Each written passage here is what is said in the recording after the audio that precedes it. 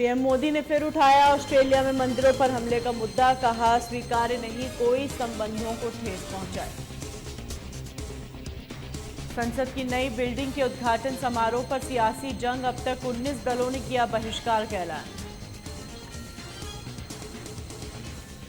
कांग्रेस सांसद और अधीर रंजन चौधरी के फिर बिगड़े बोल, पीएम मोदी पर की आपत्तिजनक टिप्पणी, नोट बदलने पर कहा पागल।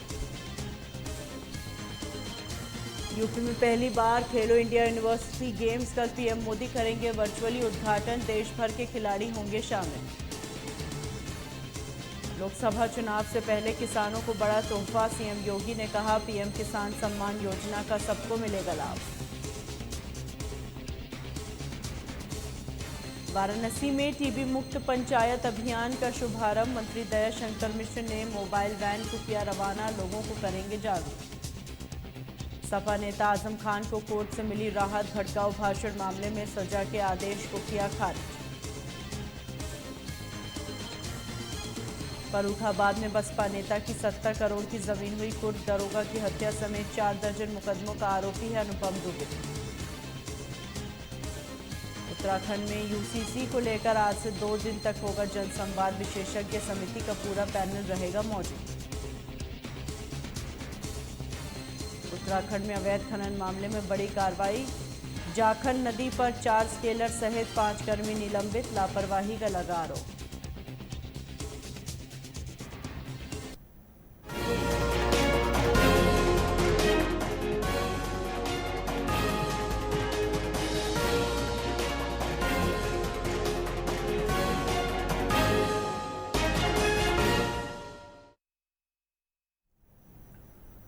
नमस्कार, स्वागत है आपका। आप देख रहे हैं उत्तराखंड लाइव, मैं हूं आपके साथ हिना। उत्तराखंड में समान नागरिक संहिता पर आज से देहरादून में जनसंवाद होगा और इसके लिए समान नागरिक संहिता का परीक्षण एवं इसे लागू करने के लिए गठित विशेषज्ञ समिति का पूरा पैनल देहरादून में मौजूद रहेगा। सबसे पहले समिति राज्य के विभिन्न आयोगों के अध्यक्षों से चर्चा करेगी और उसके बाद जनता से संवाद होगा। सुप्रीम कोर्ट की सेवानिवृत्त न्यायाधीश न्यायमूर्ति रंजना देसाई की अध्यक्षता में गठित विशेषज्ञ समिति 30 जून तक प्रदेश सरकार को अपनी ड्राफ्ट रिपोर्ट दे सकती है। मुख्यमंत्री पुष्कर सिंह धामी ने भी समिति से यह अपेक्षा की और इसके लिए समिति का कार्यकाल भी बढ़ाया गया है। वहीं समिति ने सभी 12 जिलों में भ्रमण करके समाज के विभिन्न वर्गों, सामाजिक संगठनों व अन्य लोगों से सुझाव लिए हैं। अब विशेषज्ञ समिति देहरादून में जनसंवाद करने जा रही है। जन सुझाव लेने और जनसंवाद का यह सिलसिला 2 दिन चलेगा।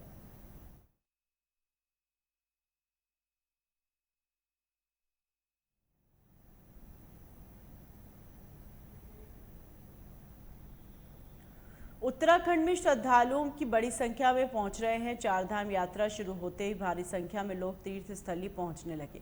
इसी कड़ी में भारी जाम का भी सामना करना पड़ा। गंगोत्री धाम और यमुनोत्री धाम के यात्रा मार्ग पर जाम की समस्या सबसे विकराल बनी हुई है। हर दिन तीर्थयात्रियों को जाम की समस्या से जूझना पड़ रहा है। आज सुबह यमुनोत्री राष्ट्रीय राजमार्ग पर सियाना चिट्टी को लेकर रानी चट्टी के बीच लंबा जाम लगा। लोगों को काफी परेशानी हो रही है और इसी बीच प्रशासन श्रद्धालुओं की सुविधा का पूरा ध्यान रखने की कोशिश कर रहा है। बता दें, गंगोत्री धाम में औसतन 12,000 तीर्थयात्री और यमुनोत्री धाम में 11,000 तीर्थयात्री दर्शन के लिए पहुंच रहे हैं। तीर्थयात्रियों की संख्या बढ़ने के साथ हाईवे पर वाहनों की संख्या भी बढ़ गई है। यमुनोत्री राष्ट्रीय राजमार्ग पर पालीघाट से लेकर जानकी चट्टी के बीच सड़क बेहद ही संकरी और बदहाल स्थिति में है। यमुनोत्री राष्ट्रीय राजमार्ग पर भी जाम से निपटने के लिए पुलिस ने 1 वे गेट सिस्टम लागू किया। वाहनों का दबाव बढ़ने पर पालीघाट के पास वाहनों को रोका जा रहा है और उसके बाद भी सियाना चट्टी और रानी चट्टी के बीच कई स्थानों पर जाम की स्थिति बनी हुई है।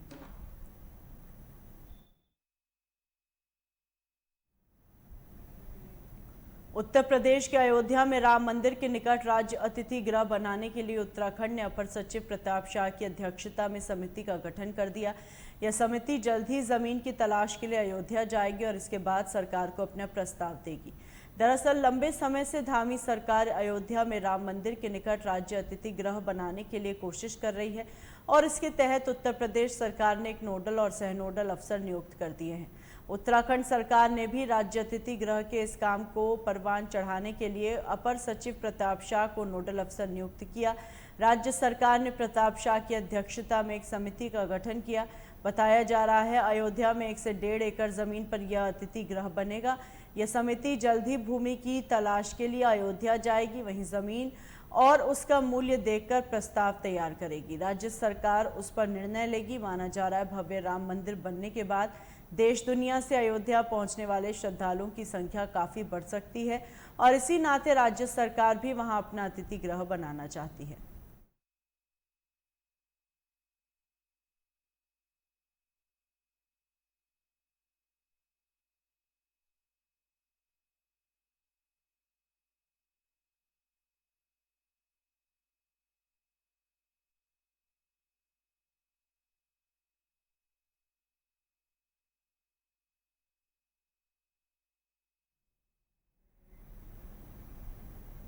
फिल्म अभिनेता अक्षय कुमार ने सीएम आवास में मुख्यमंत्री पुष्कर सिंह धामी से मुलाकात कर उत्तराखंड को नए फिल्म इंडस्ट्री हब के रूप में विकसित करने पर चर्चा की।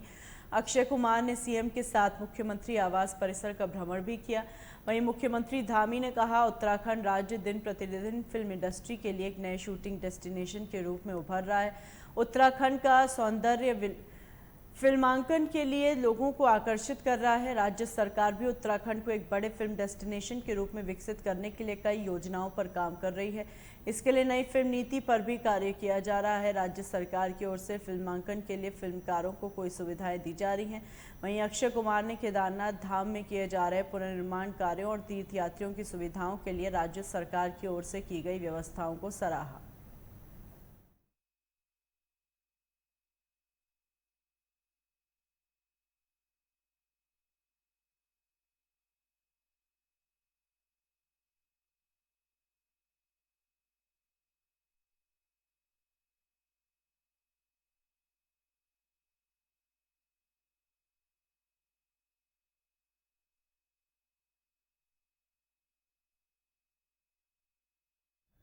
देश के प्रधानमंत्री नरेंद्र मोदी भारत का लोहा पूरे विश्व में मनवा रहे हैं। भारत की छवि विश्व पटल पर नए नए आयाम स्थापित कर रही है। यही कारण है कि दुनिया आज भारत को एक अलग ही रूप में देख रही है। भारत में G20 की हो रही बैठकों ने इसका एहसास भी करा दिया। भारत की सनातन परंपरा के वशीभूत होकर मध्य अफ्रीकी गणराज्य के राष्ट्रपति फॉस्टिन आर्चेंज ने हरिद्वार प्राचीन दक्षिण काली मंदिर पहुंचकर निरंजन अखाड़ा के आचार्य महामंडलेश्वर स्वामी कैलाशानंद गिरी महाराज से आशीर्वाद लिया और प्रधानमंत्री नरेंद्र मोदी द्वारा किए जा रहे कार्यों की सराहना की। मध्य साउथ अफ्रीका एक रिपब्लिक देश है और वहाँ के राष्ट्रपति हैं, पूर्व प्रधानमंत्री भी थे राष्ट्रपति फास्टिन, क्योंकि वो एक स्पिरिचुअल गुरु भी हैं और अपने धर्म को एक सही दिशा और मार्गदर्शन करने वाले हैं। उनकी धर्म पत्नी, उनकी बेटी, वो और उनके साथ भारत के बहुत सारे ऐसे और डेलीगेट्स हैं जो सभी माँ भगवती के दर्शन किए और माँ भगवती का आशीर्वाद लिया उन्होंने। मुझे लगता है कि सनातन धर्म से जुड़ करके, सनातन धर्म से मिल करके हम लोगों के साथ बैठ करके उन्हें खूब अच्छा लगा और निस्संदेह उनके मन में जो एक धर्म के प्रति बहुत सारा सवाल था उनका, मेरे खड़ाओं के प्रति सवाल था, मेरे चंदन के प्रति सवाल था, मेरे वस्त्र के प्रति सवाल था, रुद्राक्ष के प्रति सवाल था और बार बार उन्होंने आने के लिए कहा कि मैं बार बार हरिद्वार आऊँगा, बार बार आपके पास बैठूँगा, आपका सुनूँगा, आपके साथ बैठ करके धर्म की चर्चा श्रवण करूँगा। मुझे लगता है कि जब भारत के में ऐसे विशिष्ट लोग धर्म के प्रति और धर्म से जुड़ करके धर्माचार्यों के साथ बैठ करके निसंदेह आरोहण करेंगे, उसको आच्छादित करेंगे, तो हमारे धर्म को भी एक बल मिलेगा, धर्म को बढ़ावा मिलेगा। आदरणीय नरेंद्र मोदी जी की खूब प्रशंसा की उन्होंने मेरे साथ। स्वामी जी, हम प्रधानमंत्री जी का आभार प्रकट करते हैं, वंदन करते हैं जिन्होंने भारत को इतने सुंदर से संजोया है।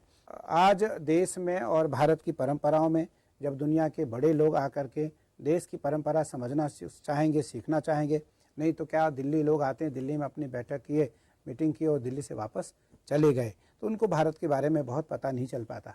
लेकिन जब भारत के धर्माचार्यों से मिलेंगे, भारत के वो गंगा के तट पे आएंगे, भारत की किसी मठ मंदिर में आएंगे, भारत की किसी परंपराओं में हिस्सा लेंगे, भाग लेंगे, तो निसंदेह भारत की संस्कृति को वो जानेंगे, समझेंगे और मानेंगे।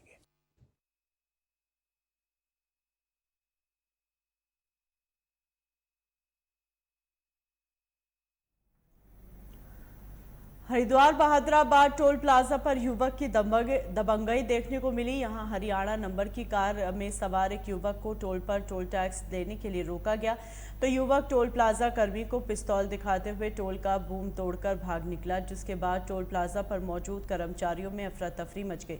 वहीं टोल प्लाजा के कर्मचारियों की शिकायत पर बहादुराबाद थाने में आरोपी के खिलाफ केस दर्ज कर लिया गया। एसपी सिटी स्वतंत्र कुमार का कहना है पुलिस द्वारा मामले की जांच लीड की जा रही है। सीसीटीवी फुटेज के आधार पर युवकों को गिरफ्तारी पुलिस द्वारा जल्द की जाएगी। प्लाजा पे एक वेपन लहराने का मामला सामने आया था। पुलिस की जब नॉलेज में आया तो तुरंत उस पर संज्ञान लिया गया, उसमें मुकदमा पंजीकृत कर लिया गया है और उसको चिन्हित भी कर रहे हैं हम लोग। जल्द ही गिरफ्तारी दी जाएगी। इसकी बाहर की गाड़ी है और उसको चिन्हित करने का प्रोसेस है हमारा और बहुत जल्द ही उसकी गिरफ्तारी। देखिए, जब भी इस तरह की घटना होती है उसमें तत्काल कार्रवाई की जाती है। कईयों को अरेस्ट करके जेल भी भेजा जा चुका है और आगे भी अगर कोई सबको बताया जाता है कि ये जो कानून का उल्लंघन होता है, अगर आगे भी कोई करेगा उसके खिलाफ भी सख्त कार्रवाई की जाएगी। वैसे लोगों से यही अपील है कि इस तरह की चीज़ें, इस तरह की हरकत न करें जिससे कि कानून व्यवस्था बिगड़े। मेरा कह रहा है यहाँ पे ना यार वो लौंडा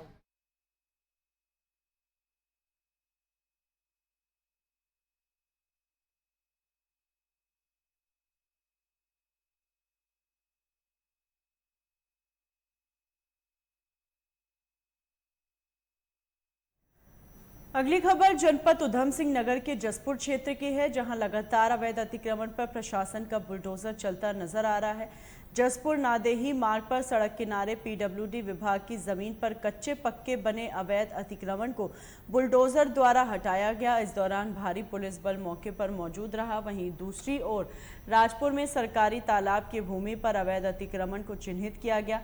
वहीं उप जिलाधिकारी जसपुर सीमा विश्वकर्मा ने बताया लगातार अतिक्रमण की कार्रवाई की जा रही है। लगभग अभी तक 7 से 8 अतिक्रमण को हटाया गया और अभी लगातार कार्रवाई की जा रही है। आप जानते हैं आजकल यहाँ जसपुर में अतिक्रमण हटाने की कार्रवाई की जा रही है, तो आज उसी के क्रम में यहाँ पर नादेही में जो पीडब्ल्यूडी की लैंड है, ये जो पीडब्ल्यूडी की रोड है, उसमें जो अतिक्रमण है उसको हटाया जा रहा है। अभी तक हम लोगों ने यहाँ पर कम से कम 7 से 8 अतिक्रमण हटा दिए हैं और जो कच्ची बिल्डिंग थी या कच्ची संरचना थी वो भी हटा ली है और अभी आगे को लगातार हम लोग बढ़ते जा रहे हैं। अब देखते हैं कि इसके बाद कितनी कब्जा हटाया जाएगा। हाँ जरूर, अभी हम लोगों ने कल एक राजपुर गांव है वहाँ पर अतिक्रमण चिन्हित किया था, तो उसका जो कार्रवाई है वो बृहस्पतिवार को की जाएगी। तो लगातार इसमें कार्रवाई की जा रही है।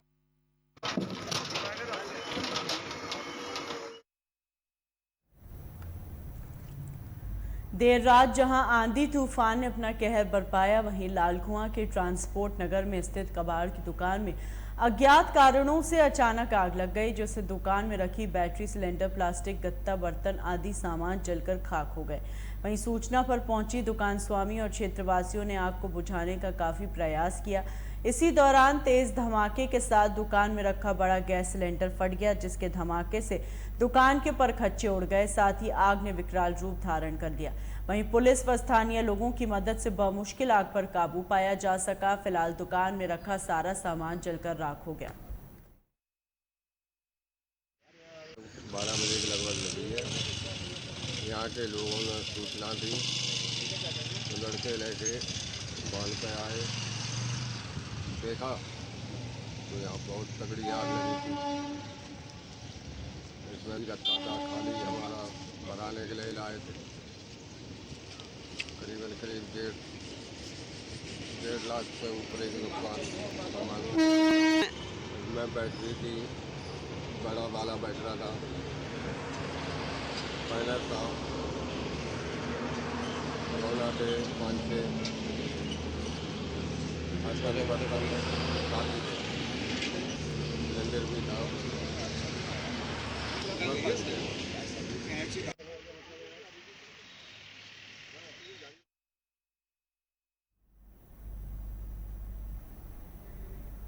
रुक करते हैं उत्तर प्रदेश की खबरों की तरफ। झांसी में सर्किट हाउस पहुंचे जल शक्ति मंत्री स्वतंत्र सिंह ने बड़ा दांव किया। उन्होंने कहा प्रदेश में ट्रिपल इंजन की सरकार शानदार काम कर रही है। 2024 के लोकसभा चुनाव में सभी दलों का सूपड़ा साफ हो जाएगा। समाजवादी पार्टी की निकाय चुनाव में कड़ी पराजय इस बात का संकेत है कि आगामी लोकसभा चुनाव में उत्तर प्रदेश में भाजपा को संपूर्ण बहुमत मिलने जा रही है। वहीं उन्होंने स्वीकारा कि बुंदेलखंड में कार्यदायी संस्था की शिथिलता के चलते काम में देरी हुई और इसके चलते महज 1 करोड़ महिलाओं को ही पानी मिल सका। उन्होंने महानगर में पानी की समस्या को लेकर जिलाधिकारी से वार्ता कर निस्तारण करने का आश्वासन दिया। अब राज्य को देखें, 70 के पहले क्या स्थिति थी झांसी में, झांसी के साथ साथ मेरठ की क्या स्थिति थी, पूरे देश के अंदर आज स्थिति थी। आज आप 12 बजे रात को झांसी से अपने पत्नी को लेकर सोना जेवर पहनाकर लखनऊ तक जा सकते हैं और नेक्स्ट एक्सप्रेस हाईवे पर कोई व्यक्ति आपको रोक नहीं सकता। ठीक 1 बजे रात को यहाँ से निकलिए, जेवर सहित लदी हुई हम लोगों के परिवार की पत्नियां, बच्चे निकलेंगे सीधे, उनको लखनऊ तक नहीं रोक सकता है कोई, और रोक दिया बाई चांस किसी ने तो वो बच भी नहीं सकता है। सड़कों तो क्राइम नहीं हो रहा है, लेकिन कस्टडियल डेथ की बड़ी समस्या बढ़ रही है। लगातार ऐसे मामले आ रहे हैं कस्टडियल डेथ की, तो उसमें फिर कैसे रोक लगेगा? वहाँ तो कुछ चीजें आपकी कानून व्यवस्था पर पहले विदेशी पर्यटक नहीं आते थे, आज देश के अंदर विदेशी पर्यटक आ रहे हैं, आज रोजगार बढ़ रहा है लोगों का, कुल मिलाकर खुशहाली। मैं आपसे भी आग्रह करूंगा आपके माध्यम से, जैसे उत्तर प्रदेश आज 9 सालों में परिवर्तन हुआ है, लोगों की सोच बदली है। आज सामाजिक स्तर से हो, चाहे सामाजिक स्तर हो, चाहे राजनीतिक हो, चाहे आर्थिक हो, दलित शोषित वंचितों को मोदी जी के आने के बाद उनका सम्मान बढ़ा है। दिव्य और भव्य कुंभ में मंत्री आप कानून स्वच्छता कर्मियों का पैर धोने का काम करते हैं। आज स्वच्छता चलता है, लोग स्वीकार करते हैं। मंत्री आप कानून व्यवस्था की नाइट चौराहे पे थाली पीट कर इसके जमाने में प्रदर्शन किया, शहरी क्षेत्रों में पानी आप नहीं दे पाए, शहरी क्षेत्रों में शहरों में कोई 12 लोगों को लोग प्रदर्शन मैं जो बात मैं कर रहा हूँ 2019 का, जो नल कनेक्शन ग्रामीण क्षेत्रों में देना है, ग्रामीण क्षेत्रों में जो लक्ष्य में लिए थे 2 करोड़ 64 घरों में पानी देने का, जिनके पास पानी की सुविधा नहीं था, नल की सुविधा नहीं थी, ऐसी इस प्रकार पहली बार ऐसी परियोजना बनी है।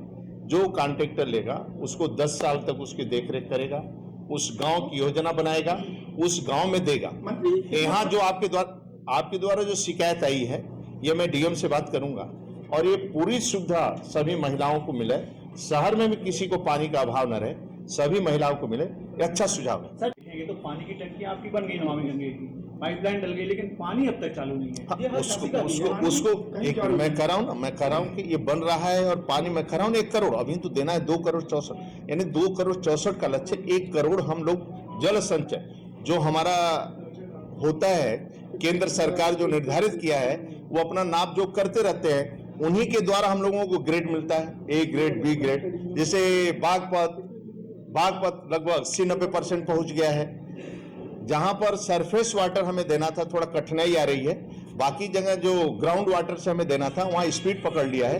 बाकी समय बुंदेलखंड हमारा पिछड़ गया था, जो कंपनी वाला काम कर रहा था वो थोड़ा स्पीड उसका नहीं था, लेकिन आज के डेट में मैं आपको विश्वास दिलाता हूं कि आने वाले समय जो बहुत बड़ी योजना है आदरणीय मोदी की, मैं 2024 तक कोशिश करूंगा कि सभी घरों को पानी उपलब्ध हो जाए। अब राज्य को देखें, 70 के पहले क्या स्थिति थी झांसी।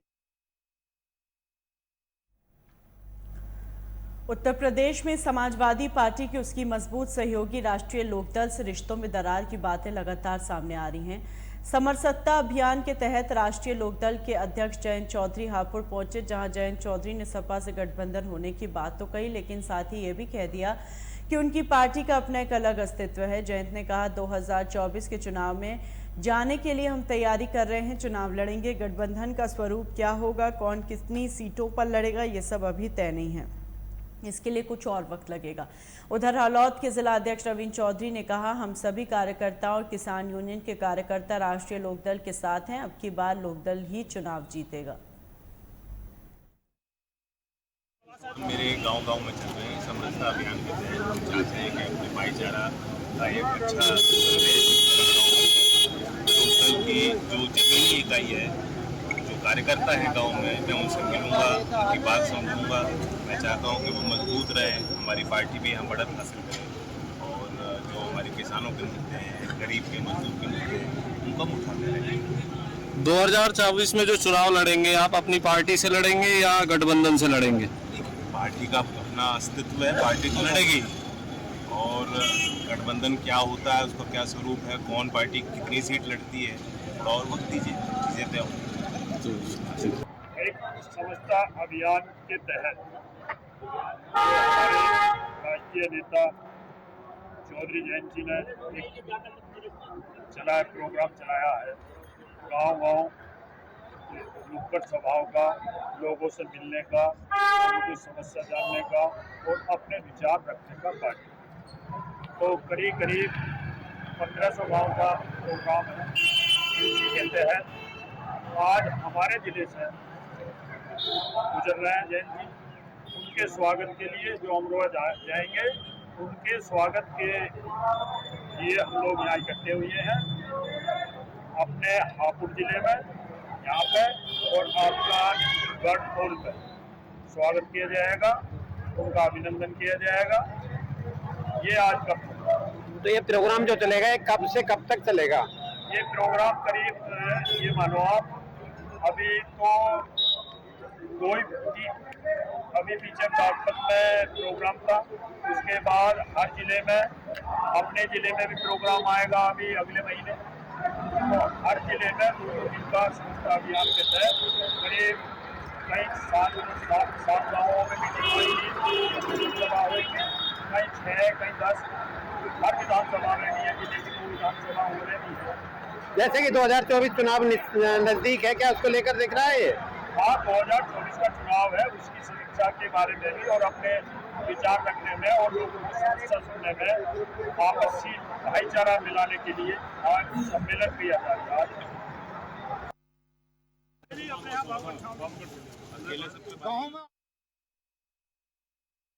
इन्हीं खबरों के साथ बुलेटिन में फिलहाल इतना ही। दीजिए इजाजत।